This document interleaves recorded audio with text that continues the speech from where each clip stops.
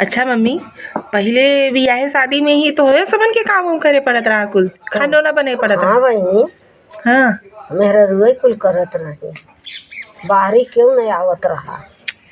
तो तैयार नहीं हो जात रहू बारात उरात विदा करत के समय वैसे में। लूले मलूले वैसे सब चला जात रहा।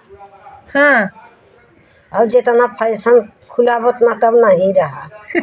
अब झलकी झलकी धोती लोग पहरे था, तब झलकी झलकी धोती नहीं रही, तब मोटी मोटी धोती रही बहनी हो। हाँ हाँ अच्छा चला, अब तो है अब न ब्यूटी पार्लर ले चलबे भैया रन के शादी में।